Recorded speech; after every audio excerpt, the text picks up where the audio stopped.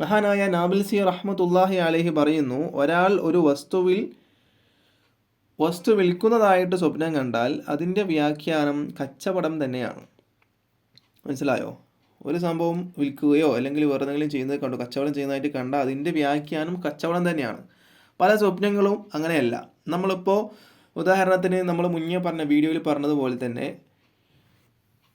കത്തി സ്വപ്നം കണ്ടാൽ, ആയുധം സ്വപ്നം കണ്ടാൽ ആയുധം കൊണ്ട് നമ്മളൊരാളെ ആക്രമിക്കുന്നു എന്നല്ല അതിൻ്റെ വ്യാഖ്യാനം.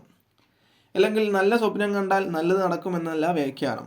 മോശം സ്വപ്നം കണ്ടാൽ മോശം തന്നെ നടക്കുമെന്നല്ല വ്യാഖ്യാനം. 90% അതിൻ്റെ വിപരീതമാണ് ഉണ്ടാവാറുള്ളത്. ഇതുപോലെ 10% മാത്രമേ ഇങ്ങനെയുള്ള വിൽപ്പന കണ്ട വിൽപ്പന തന്നെ നടക്കും, കച്ചവടം കണ്ട കച്ചവടം തന്നെ നടക്കും. അത് വളരെ ചുരുക്കം മാത്രമാണ്. അങ്ങനെ കച്ചവടം ഒരാൾ സ്വപ്നം കണ്ടാൽ കച്ചവടം തന്നെയാണ് അതിൻ്റെ